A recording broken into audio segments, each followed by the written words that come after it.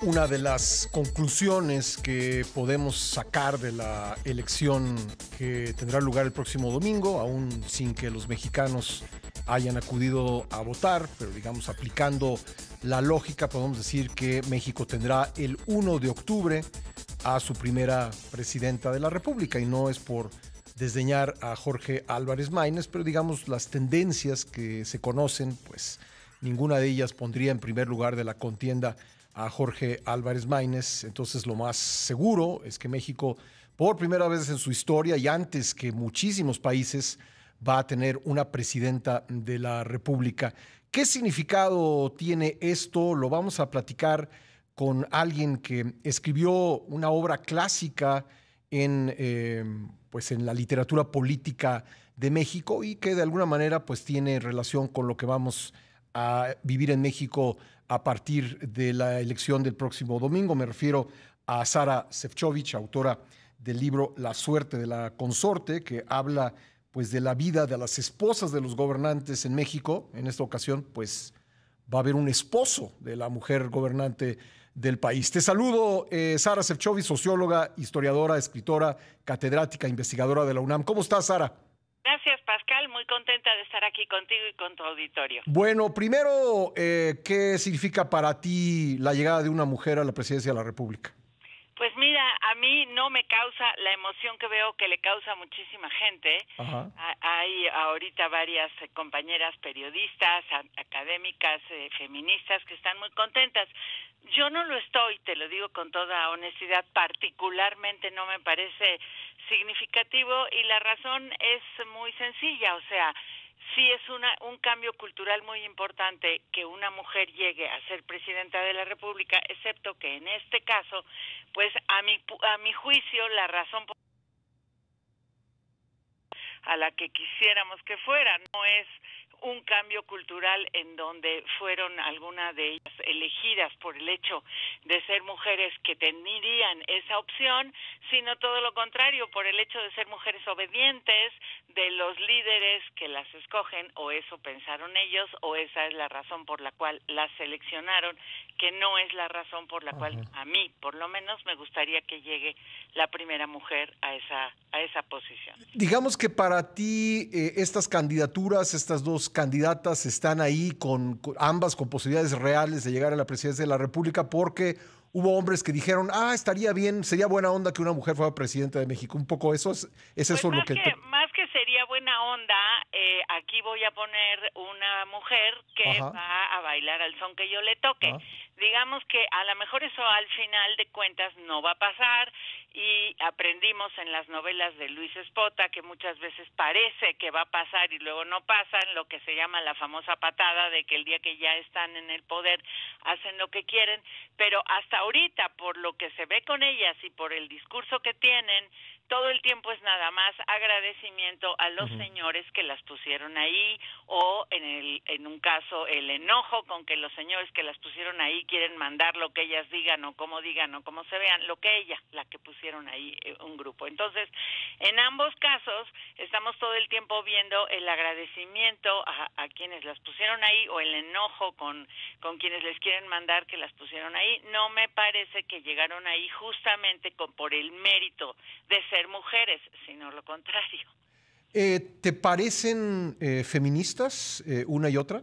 Me parece que las dos echan un discurso de todo lo maravillosas que son las mujeres y todas las cosas que ellas van a hacer por el hecho de ser mujer y a favor de las mujeres, pero no son sino promesas como cualquier otra, como muchas otras, y no veo ni en su pasado ni en su proyecto de nación, que ya es mucho decir a lo que vemos, que tampoco es un proyecto de nación, no veo particularmente claro nada que no sean promesas de nosotras las mujeres, las vamos a apoyar a ustedes las mujeres, pero no hay una agenda, no hay una historia en ninguna de las dos en donde puedas decir ellas sí se preocupan, o sí hicieron, o sí van a hacer asuntos específicos que tienen que ver con las mujeres. Son promesas y promesas de nosotras las mujeres, somos muy chingonas. Ahora sí que el insulto que nos han puesto de moda, eso sí, como cambio cultural en este sexenio, y ninguna de las dos me parece a mí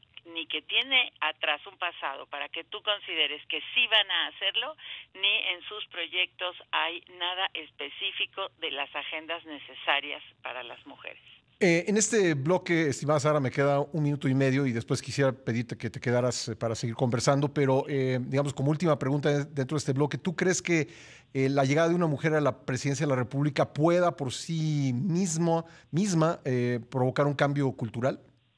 Pues sí es muy importante, a mi gusto sí es muy importante, sobre todo para todos aquellos varones que nunca pensaron que esto podía suceder, ya lo vimos en otros países, pero también lo que hemos aprendido de otros países es que la mujer que llega puede ser una gran presidenta o puede no serlo. No sabemos qué va a pasar, reitero, porque no tenemos un pasado con estas dos candidatas que sepamos hacia dónde van a caminar las cosas. Hasta ahorita todo es nada más el agradecimiento a quienes las pusieron ahí. ¿Tú crees que se va a esperar más de ella por ser mujer?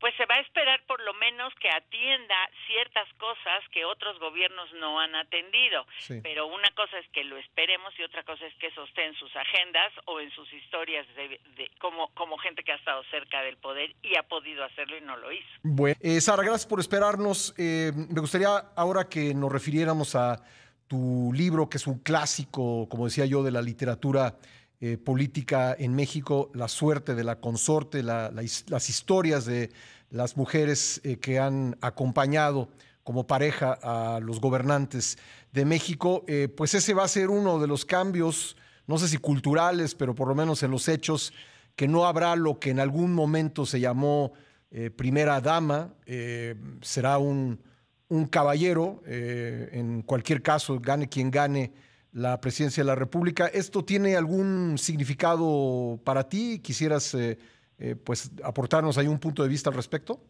Mira, desde hace, digamos, un sexenio y medio que ya no tenemos lo que se acostumbraba a llamar primera dama. La señora Angélica, la esposa de Peña Nieto, hizo pues parte de esas actividades que había que hacer, como acompañar a los viajes internacionales y recibir a dignatarios, etcétera, pero ya no eran las que dirigían el DIF o instituciones que tenían que ver con apoyo a niños, a madres solteras, a viejos, esto a lo que se había llegado en algún momento. Y la esposa del presidente López Obrador de plano no quiso saber de nada. Opina muchas veces metiéndose a Twitter, a las redes sociales, pero ya no hizo para nada ese trabajo y de hecho ese tipo de instituciones están prácticamente abandonadas, si no es que desaparecidas. Entonces, en ese sentido no se va a notar mayormente que no hay la figura que era bastante nada más ornamental, no hacía realmente ningún tipo de trabajo y el trabajo que pudiera haber hecho ya no existe. Por lo tanto, los maridos, si es que los tienen, de las candidatas, cualquiera de las dos que gane, no van a tener para nada esa participación y probablemente en cuestiones de tipo ceremonial, pues a lo mejor los llaman. En el cierre de campaña de una de ellas estuvo uno de sus maridos, su marido, y entonces todas estas cosas pues ya han cambiado en el mundo, ya no se usan ese tipo de cosas y no creo que nosotros vayamos a tenerlas, ni si no las tenemos nos hagan falta. Oye, en países que han tenido mujeres gobernantes, en general, ¿cuál es el papel que asume el esposo de la presidenta o de la primera ministra? Yo recuerdo que uno de los más relevantes, de los casos más relevantes, era el esposo de Margaret Thatcher, que era más bien un hombre bastante discreto, ¿no? En general son eso, los esposos de casi todas las mujeres que han tenido puestos importantes o los siguen teniendo. En Europa prácticamente no existen. Sabemos que están algunos ahí en casa, pero no existe ya ese papel. Pero ese papel no existe tampoco ya para las mujeres. O sea, ya es una rémora del pasado, afortunadamente, porque no tenemos por qué seguirla teniendo, porque las gentes no necesariamente se quedan con el mismo marido o no necesariamente tienen marido o esposa. Sí. Todo eso es tiempo pasado, del verbo ya no se usa y pues así que no creo que echemos nada de eso en falta. Yo por eso dejé de ocuparme de esa figura. Ajá. como están más vivas otras figuras como la de mi libro País de Mentiras, en donde documento todas las mentiras que nos han dicho desde el poder y ahora no me alcanzarían 7 tomos para ponerme al día. Esa es la figura, una de las figuras más vivas hoy. Compañeras que tengo en la UNAM, en donde yo trabajo hace medio siglo, que estudian la corrupción, pues tienen más trabajo que quienes estudiábamos a esas figuras. Hay temas, hay situaciones que no solo no han cambiado, sino que han empeorado. Oye, Sara, en un sentido más amplio, hemos visto en México en los últimos 2 sexenios cómo los opositores políticos pues se meten mucho con la familia de los presidentes. Lo hicieron los actuales miembros de Morena y sus partidos aliados con los hijos hijos políticos e hijos del presidente Peña Nieto, y también pues lo han hecho con los hijos del presidente López Obrador. ¿Qué opinas al respecto y qué crees que pueda pasar en el próximo? Te comenté en el primer pedacito donde platicamos en el primer segmento que me parecía que la verdadera innovación en el discurso, en la cultura política mexicana, es lo que es el insulto, y yo creo que eso viene de esto que estás mencionando. En tiempos en que yo saqué la primera edición de mi libro, el entonces secretario Jesús Reyes Heroles dijo: la familia no se habla de ella, y por eso censuró mi libro y lo metió en una bodega. Hoy parecería que Reyes Heroles debe estarse revolcando en su tumba por esto que estás diciendo, porque todo mundo se mete con la familia, pero también los políticos se meten con la familia de aquellas personas a quienes persiguen. De repente resulta que saber dónde vive un hijo, cuánto dinero tiene, cuánto gastó, es parte de la cultura política hoy.